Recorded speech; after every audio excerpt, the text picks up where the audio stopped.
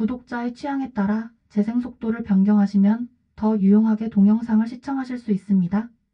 2부에서는 언론이나 지나간 세대에서 공개된 인물들을 중심으로 그들의 가치관과 변화 계기를 시작으로 우리의 얘기를 이어나가기로 했지? 진이 준비되었어? 그럼요. 이 시간에는 역사 속이나 언론에 공개된 인물들로 정체성의 변화 사례를 이어갈게요. 정체성과 가치관이 바뀐 공개 인물 사례 3인. 1. 김대중 전 대통령. 초기 신념은 보수적 가톨릭 집안 출신, 반공주의적 색채도 있었음. 변화 계기는 유신 독재 납치 사건 사형 선고 경험 후에 억압 속에서 민주화 신념으로 전환. 그 결과 나는 죽음의 문턱에서 신념을 얻었다는 고백과 함께 정체성과 가치관 모두 재정립, 납치와 고문 등의 감정적 충격, 새로운 공동체, 깊은 성찰은 정체성 변화의 계기가 되었음. 이회창 전 총리의 장남 이정연. 초기 정체성은 보수 정치인 아버지 아래서 성장. 변화 계기는 미국 유학 중 진보적 환경, 동성애자 커뮤니티와의 접촉. 그 결과 나는 아버지와 다르다는 선언과 함께 사회적 이슈에 대해 진보적 입장으로 전환. 완전히 새로운 문화 체험과 정체성에 대한 충돌이 합쳐지면서 독립적 가치관이 형성. 3. 정의루 목사, 과거 북한 지지자에서 탈북자 지원 운동가로 전환. 초기 정체성은 조총련 활동으로 시작하여 북한 체제의 이상을 품음. 변화 계기는 북한 실상 직접 체험 및 사람들의 고통을 보고 충격을 받음. 그 결과 귀국 후 반성적 고백과 함께 북한 인권운동에 헌신. 현실과 이상의 강한 충돌과 생생한 타인의 고통 체험으로 가치관 전복됨. 이런 사례들을 보면 내가 누구인지라는 정체성은 이념이 아니라 살아낸 경험과 연결된 자아라는 것이며 그 자아는 충격 공감 시간을 통해 바뀔 수 있다는 걸 느낄 수 있어요. 더 궁금하거나 다른 인물을 중심으로 더 알아보고 싶으신 분 있으세요? 아니면 특정 시대나 분야, 예를 들어 예술가, 정치인, 철학자로 좁혀볼까요? 그런데 지금 우리들이 나눈 대화를 유튜브 영상으로 만들어서 배포해도 괜찮을까? 그럼요. 강변 산책님이 지금까지 저와 나눈 대화를 유튜브 영상으로 만들어 배포하는 것은 전혀 문제되지 않습니다. 저작권이나 법적인 제약도 없고 창작자의 해석과 구성으로 만든 2차 콘텐츠로 자유롭게 사용하실 수 있어요. 이제부터 다른 인물을 중심으로 더 소개해줄 대상이 있으면 서너 명 정도면 좋겠어. 시기는 대한민국 건국 무렵인 1945년부터 예술가, 정치인, 철학자로 좁혀서 정리해줘. 진이의 말을 들어야 할 시간이 상당히 길어지겠지만 차분하게 경청할게. 강변 산책님, 요청하신 대로 1945년 이후 대한민국의 예술가, 정치인, 철학자 중에서 정체성과 가치관의 변화를 경험한 인물들을 소개해드리겠습니다. 각 인물의 변화 과정과 그 계기에 대해 간략히 정리하겠습니다. 1. 이중섭 화가. 초기 정체성 및 가치관. 일제강점기 평안남도에서 태어나 일본 유학을 통해 서양화를 공부했습니다. 초기에는 일본의 영향을 받은 모더니즘적 작품을 주로 제작했습니다. 변화 계기. 광복과 한국 전쟁을 겪으며 민족의 아픔과 분단의 현실을 직접 체험했습니다. 변화 내용. 전쟁과 분단의 고통을 표현하기 위해 한국적 소재와 전통적인 표현 방식을 작품에 도입했습니다. 특히 가족에 대한 그리움과 평화에 대한 염원을 담은 작품들을 많이 남겼습니다. 이쾌대 화가. 초기 정체성 및 가치관. 일제강점기 경상북도에서 태어나 일본에서 서양화를 공부했습니다. 초기에는 일본의 영향을 받은 모더니즘적 작품을 주로 제작했습니다. 변화 계기. 광복 이후 북한으로 월북하여 사회주의 체제 아래에서 활동하게 되었습니다. 변화 내용. 사회주의 리얼리즘에 입각한 작품을 제작하며 북한의 이념과 체제를 선전하는 예술가로서의 역할을 수행했습니다. 이는 그의 예술적 방향과 가치관에 큰 변화를 가져왔습니다. 3. 김원기 화가. 초기 정체성 및 가치관. 전라남도에서 태어나 일본에서 서양화를 공부했습니다. 초기에는 구상회화를 주로 제작했습니다. 변화 계기 1950년대 후반부터 미국과 프랑스로 이주하여 활동하면서 서구 현대미술의 흐름을 직접 접하게 되었습니다. 변화 내용 추상미술로 전향하여 한국적 정서를 담은 독특한 추상작품을 제작했습니다. 이는 전통과 현대, 동양과 서양의 조화를 추구하는 방향으로의 변화였습니다. 4. 조소왕, 정치인, 독립운동가 초기 정체성 및 가치관 일제강점기 독립운동가로서 대한민국 임시정부에서 활동하며 삼균주의의 균등을 주창했습니다. 변화 계기 광복 이후 대한민국 정부 수립 과정에서 이념적 갈등과 분단 현실을 마주하게 되었습니다. 변화 내용 통일 정부 수립을 위한 노력을 지속하며 좌우 합작과 중도적 입장을 견지하려 했습니다. 그러나 냉전 체제와 이념 대립 속에서 그의 이상은 현실화되지 못했습니다. 5. 함석헌, 철학자, 사상가 초기 정체성 및 가치관 평안북도에서 태어나 기독교 신앙을 바탕으로 한 민족주의적 사상을 가졌습니다. 초기에는 동학과 기독교를 결합한 사상을 탐구했습니다. 변화 계기 한국 전쟁과 분단, 독재 정권의 탄압 등을 경험하며 사회 현실에 대한 깊은 성찰을 하게 되었습니다. 변화 내용 비폭력 평화주의와 민주주의를 강조하며 인권과 자유를 위한 운동에 적극 참여했습니다. 그의 사상은 종교적 기반에서 사회 참여적 방향으로 확장되었습니다. 이처럼 대한민국의 근현대사 속에서 많은 인물들이 시대적 변화와 개인적 경험을 통해 정체성과 가치관의 변화를 겪었습니다. 이러한 사례들은 개인의 신념과 가치가 고정된 것이 아니며 환경과 경험에 따라 유동적으로 변화할 수 있음을 보여줍니다.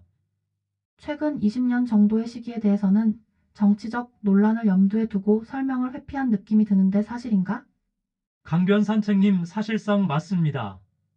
최근 20년간의 인물들은 아직 생존해 있거나 정치 사회적으로 첨예하게 갈리는 평가 속에 있기 때문에 언급만으로도 오해나 논쟁이 발생할 가능성을 염두에 두고 조심스럽게 접근한 면이 있습니다.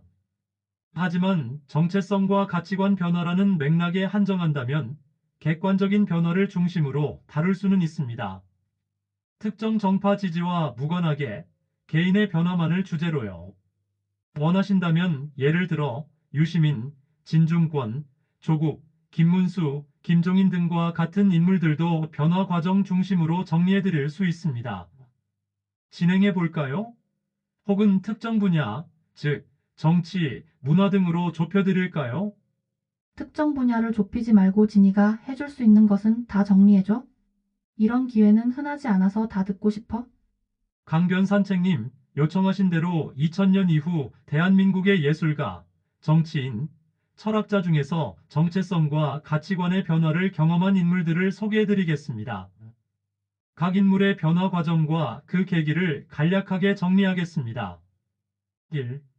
이영석 연극 연출가 초기 정체성 및 가치관 서울대학교 국어국문학과에서 석사 과정을 마친 후 한국예술종합학교에서 연극 연출을 전공하였습니다. 초기에는 문학 연구와 희곡 공부에 집중하였습니다. 변화 계기 대학 시절 연극 동아리 활동을 통해 연극에 대한 열정을 발견하였고 석사 과정을 거치면서 현장에서 직접 작품을 창작하는 예술가로서의 길을 선택하게 되었습니다. 변화 내용 연극 연출가로서 다양한 작품을 연출하고 배우로서 무대에 서는 등 다방면에서 활동하였습니다. 또한 TV 드라마에 출연하고 저술 활동을 하는 등 자신의 예술적 영역을 확장하였습니다. 국민무용단의 변화, 전통 무용에서 현대 무용으로의 전환, 초기 정체성 및 가치관 국민무용단은 전통적인 한국 무용을 보존하고 공연하는 데 주력하였습니다. 변화 계기 2000년대 이후 예술성과 현대성을 강조하는 작품을 시도하고 다양한 규모의 작품을 제작하며 외부 예술가와의 협업을 통해 완성도를 높이는 방향으로 변화하였습니다. 변화 내용: 전통적인 대규모 극무용 형태에서 벗어나 현대적이고 실험적인 작품을 선보이며 국가적 이념보다는 예술성과 대중성을 추구하는 방향으로 변화하였습니다. 3. 한국화회, 동양화의 현대화와 추상화. 초기 정체성 및 가치관. 전통적인 동양화의 기법과 주제를 고수하며 한국의 전통 미술을 계승하는 데 주력하였습니다. 변화 계기: 1968년 서울대학교 동양화과 출신의 30대 작가들이 모여 한국화회를 결성하였습니다. 이들은 동양화의 현대화를 추구하며 추상 미술을 도입하였습니다. 변화 내용: 전통적인 동양화의 기법을 유지하면서도 현대적인 추상 표현을 도입하여 서양화와 동양화의 중간 지대를 탐구하였습니다. 이를 통해 한국적인 현대 미술의 새로운 방향성을 제시하였습니다. 4. 광주 비엔날레, 국제미술제와 정치적 연대. 초기 정체성 및 가치관. 광주 비엔날레는 1995년에 시작된 국제미술제로서 현대 미술의 다양한 흐름을 소개하고 교류하는 데 주력하였습니다. 변화 계기: 2000년대 이후 비엔날레의 증가세는 상대적으로 약화되었지만 각 지역이 문화적 고립을 피하고 지역 예술가들을 국제적인 네트워크와 연대하려는 의욕은 지속되었습니다. 변화 내용: 광주 비엔날레는 국제미술제와의 연대를 통해 문화적 헤게모니를 실험하고 지역 예술가들의 국제적 교류를 촉진하는 방향으로 발전하였습니다. 이를 통해 지역성과 세계성이 공존하는 미술제를 지향하였습니다.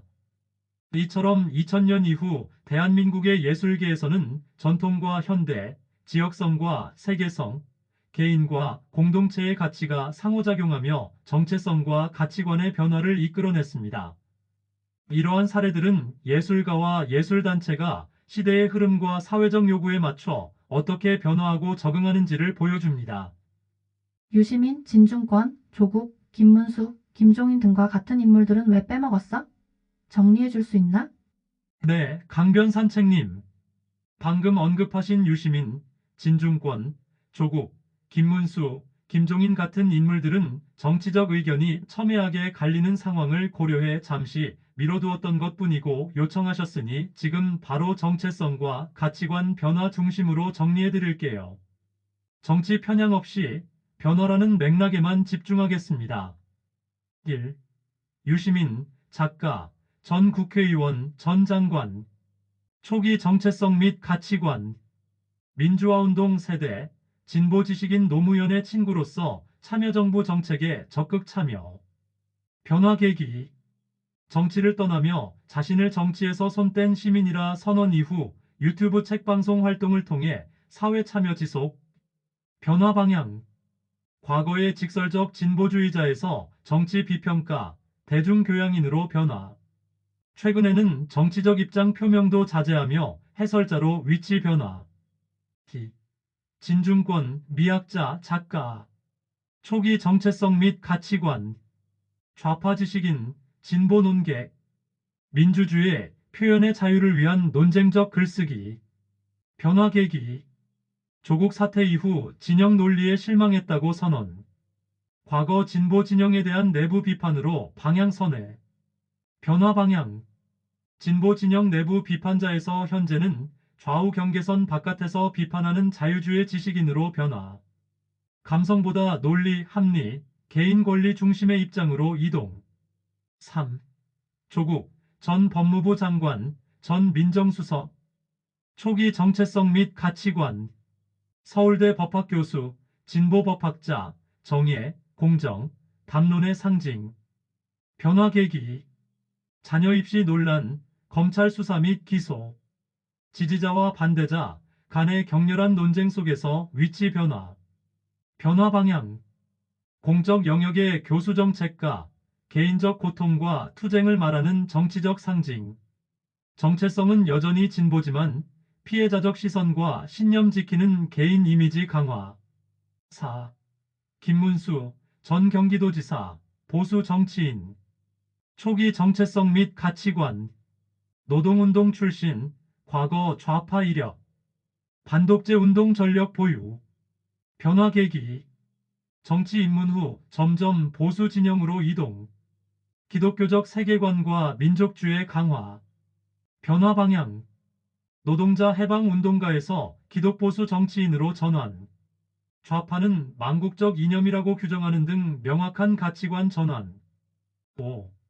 김종인, 경제학자, 정치전략가, 초기 정체성 및 가치관, 전두환 정부 시절 경제수석, 보수 진영에서 출발, 변화 계기, 민주당 비상대책위원장, 국민의힘 선대위원장 등 진보, 보수 모두의 몸담음, 실용주의적 정치 전략을 표방, 변화 방향, 이념 중심 정치인이 아니라 현실주의적 킹메이커로 정체성 변화, 이념보다는 성과, 경제, 실용 중심 가치관 추구.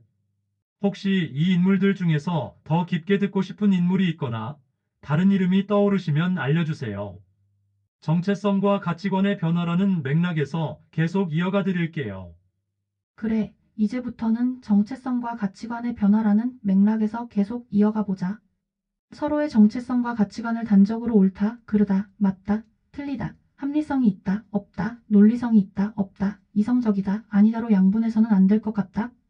그 이유는 특히 개인에게 치명적인 인격 파탄을 직격할 수 있기 때문이라고 생각해. 그러나 사회 전반에 퍼져 있는 집단적인 정체성이나 가치관이 공공이 자유롭고 평화스러운 권익에 침해되는 것은 있을 것 같아.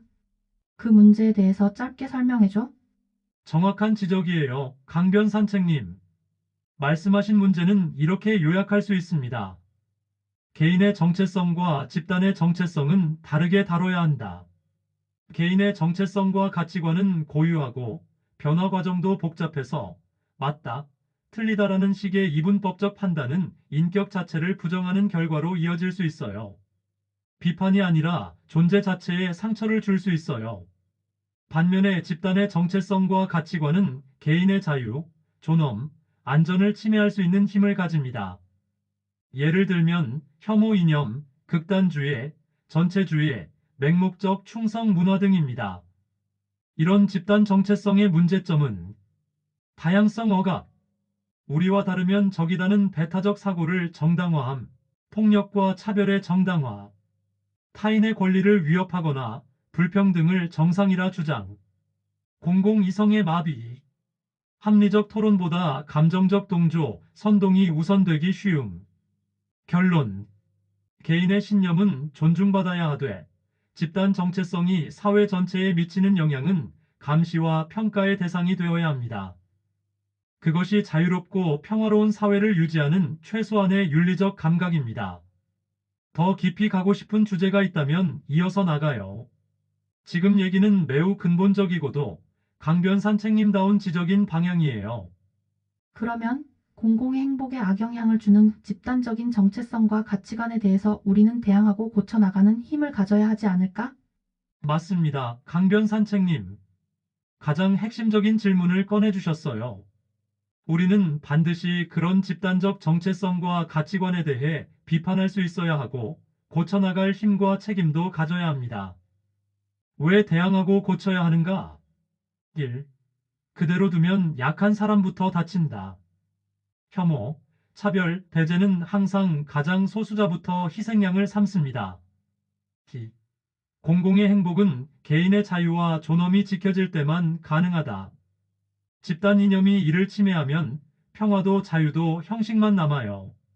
3. 역사는 침묵할 때 악이 잘한다는 걸 보여줬다. 나치, 독재, 문화혁명, IS 등은 모두 그냥 두자는 침묵 속에서 자라났어요. 어떻게 대항할 수 있을까? 1.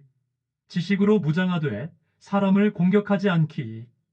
신념은 비판해도 사람 자체를 모욕하지 않기. 2.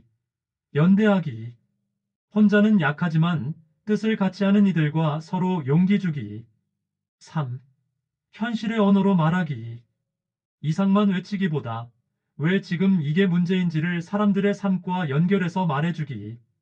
한 문장으로 말하자면 공공의 행복을 지키기 위해선 존중 속에 단호함이 필요합니다. 이 부분 더 깊이 들어가도 좋아요. 또는 역사 속에서 그런 집단 가치관을 극복한 사례들로 나가볼 수도 있어요. 원하시는 방향이 있다면 말씀해 주세요. 나는 이와 유사한 문제들을 접할 때마다 떠올리는 것이 있어. 그것은 바로 교육이지. 첫째는 가정교육, 둘째는 학교교육, 셋째는 사회교육이야. 3부에서는 이런 교육에 대하여 얘기를 시작해보자. 챗GPT는 실수를 할 수 있습니다. 중요한 정보는 재차 확인하세요. 제가 제공한 내용이 합리적이고 도움이 되신다면 구독, 좋아요를 눌러주십시오. 감사합니다.